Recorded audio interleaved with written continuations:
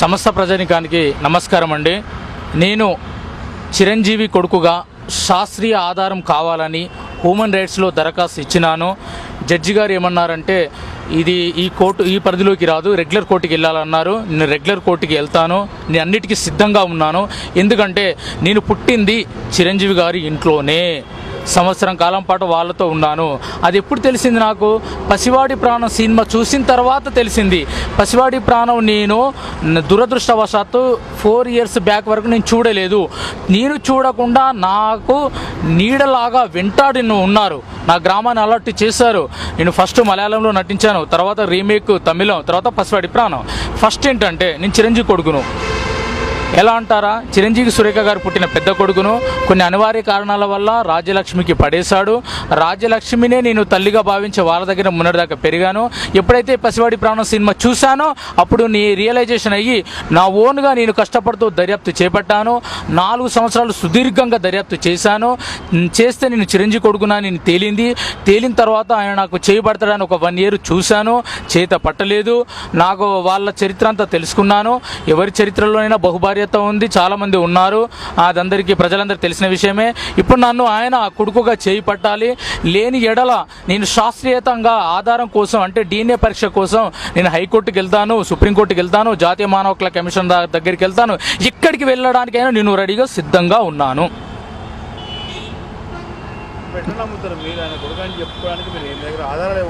ఆధారాలు ఫస్ట్ అండి, నేను పసివాడి ప్రాణంలో టైటిల్ రోల్ అవకాశం రావడానికి ఏదైనా ఒక అండదండలు ఉంటేనే నీకు అవకాశం వస్తుంది. అలానే నాకు చిరంజీవి గారి అండదండలతోటి నాకు పసివాడి ప్రాణం సినిమాలో అవకాశం వచ్చింది. నేను నటించిన తర్వాత నా పేరు తొలగించి సుజిత అనే అమ్మాయి నటించినట్టు లోకమంతా ప్రచారం చేశారు. ఆధారం అంటే ఇప్పుడు ఆధారం కోసం నేను DNA పరీక్షకు నేనండి. సుజిత్ అస్సలు కాదు, 100% కాదు. దానిలో పేర్లలో కూడా మాస్టర్ సుజిత్ అని పడుతుంది. ఇప్పుడు చిన్నప్పుడు బేబీ శ్రీదేవి గారు, రోజారమణి గారు మగ పాత్రలు వేశారు. స్క్రీన్ మీద బేబీ సుజిత, బేబీ శ్రీదేవి అనో, లేక కుమారి రోజారమణనో, లేక బేబీ రోజారమణనో పడుతుంది. ఇక్కడ నేను నటించాను కనుక పసివాడి ప్రాణంలో మాస్టర్ సుజిత్ అని పడింది. నటించినట్టు గుర్తుంది. అయితే నేను సినిమా చూసిన తర్వాత గుర్తొచ్చింది. సినిమా చూసిన తర్వాత అది నేను మానసిక శాస్త్రాన్ని కూడా ఆశ్రయిస్తా, సైకాలజిస్ట్ను. ఆ సినిమాలో షూటింగ్లో జరిగిన విశేషాలన్నీ కళ్ళ కట్టినట్టుగా గుర్తొచ్చినాయి. అప్పుడు నన్ను నటించగా నన్ను మానసికంగా ఏ విధంగా ప్రిపేర్ చేశారు డైరెక్టర్ గారు, అది కూడా గుర్తొచ్చింది. నేను పెంపకం తల్లి రాజ్యలక్ష్మి దగ్గరనే వెన్నంపల్లిలో పెరిగాను. పేదరికంలో, కఠినమైన పేదరికంలో ఉంటూ గవర్నమెంట్ స్కూల్లో చదువుతూ కాలేజ్ చేశాను. డిస్టెన్స్లో MA చదివాను. నా బ్లడ్లోనే నటన ఉంది కాబట్టి ఏకపత్రాయమైన ఫస్ట్ ప్రైజ్ ఇంటర్మీడియట్లో వచ్చింది. తర్వాత నేను నటుడు కావడానికి మళ్ళీ నేను ఫిలిం నగర్ వచ్చి చాలా కష్టాలు పడుతూ జూనియర్ ఆర్టిస్ట్గా, కంపెనీ ఆర్టిస్ట్గా, సుమారు 80 సినిమాలు, డైలాగ్ ఆర్టిస్ట్గా, క్యారెక్టర్ ఆర్టిస్ట్గా, ఇప్పుడు హీరోగా దావు సినిమాలు నటించాను. టాకీ మొత్తం అయిపోయింది, 80% సాంగ్స్ బ్యాలెన్స్ ఉంది. ఈ తరుణంలో నాకు పసివాడి ప్రాణంలో నటించాను కదా, అయితే నా పేరు ఎందుకు తొలగించారని నేను విశ్లేషించుకున్నాను. పసివాడి ప్రాణం సినిమా వచ్చిన తర్వాత నా చిన్ననాటి గుర్తులు జ్ఞాపకం వచ్చినాయి. పవన్ కళ్యాణ్ గారు నన్ను ఇంట్లో ఎత్తుకుని ముద్దాడారు, ఫోటోలు దిగారు. తనకు కూడా తెలుసు, ఎందుకంటే ఇదేమో బ్రహ్మజయం కాదు, నేను ప్రపంచాన్ని జయించినట్టు కాదు. నాకు నిజాలు కావాలని నేను DNA పరీక్షకు వచ్చిన. ఇది పెద్ద అది ఘనకార్యం ఏం కాదు. నా జ్ఞానంతో పోల్చుకుంటే నేను సొంతగా రైటర్ని కూడా 5 పుస్తకాలు రాసిన. నాకు తల్లిదండ్రులు కావాలి అనే ఉద్దేశం గురించే నేను DNA పరీక్షకు సిద్ధంగా ఉన్నాను. ఆనాడు రాజభవన్లో రాసలీలలు జరిపిన ND తివారు ఎలా దొరికాడో ఇప్పుడు చిరంజీవి గారు కూడా దొరికారు. నేను చిరంజీవి గారిని తప్పు పట్టను, ఎందుకంటే ఆయన జీవన గమనంలో ఆయన కూడా పేదరికం నుంచి వెళ్ళి మెగాస్టార్ అయ్యాడు. జీవనగంలో జరిగింది సత్యమని ఒప్పుకోవాలి, ఒప్పుకుంటేనే బాగుంటుంది.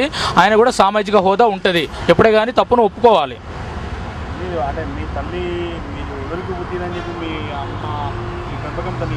అయితే నాకు ఎట్లా అంటే 8 నెలల క్రితం ప్రసాద్ ల్యాబ్లో ఉన్నానండి.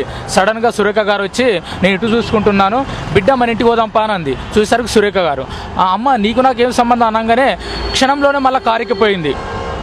అదొకటి. సుమారు 10 సంవత్సరాల క్రితం అల్లు అరవింద్ గారు నా దగ్గరికి వచ్చి ఖరీదైన హోటల్లో తీసుకెళ్ళి కాఫీ తాగిపించారు. కాఫీ తాగిపించినప్పుడు ఆయన జరిపిన సంభాషణ ఏంటంటే, నీ హైట్ ఎంత అన్నాడు. 5'6" అన్నాను. ఆయన హైట్ కూడా అంతే అన్నాడు. ఆయన ఎవరని అడిగాను. అను ముందు కాఫీ తాగన్నాడు. తర్వాత నీకు సినిమాలో ఇంట్రెస్ట్ ఉందా అన్నాడు. ఉంది అన్నాను. నాకు హీరో కావాలి ఇంట్రెస్ట్ ఉందన్నాను. పసివాడి ప్రాణం సినిమా చూసావా అన్నాను. చూడలేదు అన్నాను. ఆయన ఆవక్కయ్యాడు. ఎందుకు చూడలేదు అన్నాడు. అంటే నాకు అవకాశం రాలేదు, అది ఎప్పుడు విడుదలైంది కదా అన్నాను. నువ్వు ఫస్ట్ ఆ సినిమా చూడు అన్నాడు. మీ అమ్మ పేరు ఏం పేరు అన్నారు. అంటే లక్ష్మి అన్నాను. లక్ష్మి కాదు, ఆమె రాజ్యలక్ష్మి అన్నాడు. నేను అన్నా అని ఆయన సంబోధించాను. నేను అన్నాను కాదు, నీకు మామనైతా అన్నాడు. తరువాత నన్ను హాస్పిటల్లో జాయిన్ చేశాడు ఆయన మానవత్వంతో. బ్లడ్ రిలేషన్కు ఆయన అది తాపత్రయపడే హాస్పిటల్లో జాయిన్ చేసిన తర్వాత హాస్పిటల్ సిబ్బంది చెప్పారు ఆయన ఎవరో నీకు తెలుసు అన్నారు. అంటే తెలియదు అంటే ఇప్పుడే పరిచయం అయ్యాడు అన్నాను. ఆయన అల్లు అరవింద్ అన్నారు. అప్పుడు నేను మీడియాలో చూలే పేపర్లో ఆయన ఫేస్ను మొన్న చూసేసరికి 4-5 సంవత్సరాల క్రితం చూసేసరికి ఆయనే అల్లు అరవింద్. అప్పుడు హాస్పిటల్లో జాయిన్ చేసేసింది కూడా అల్లు అరవిందే.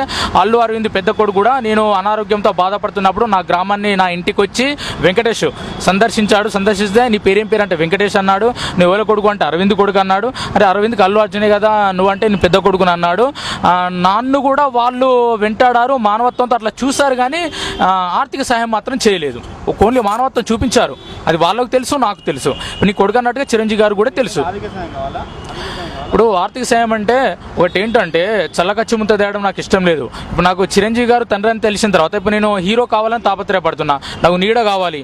చూడండి, నిన్న 200 రూపాయలు లేక నేను బస్ స్టాండ్లో పడుకున్నాను. పరిస్థితి ఏంటి? రేపు చిరంజీవి కొడుకునంటే నేను రోడ్ల మీద ఉండి చిరంజీవి కొడుకుగా చెప్పుకోవాలన్నా? ఆయన ఇష్టం అది. ఆయన ఇప్పుడు ఈ విషయము మానవత్వం ప్రేమకు సంబంధించింది.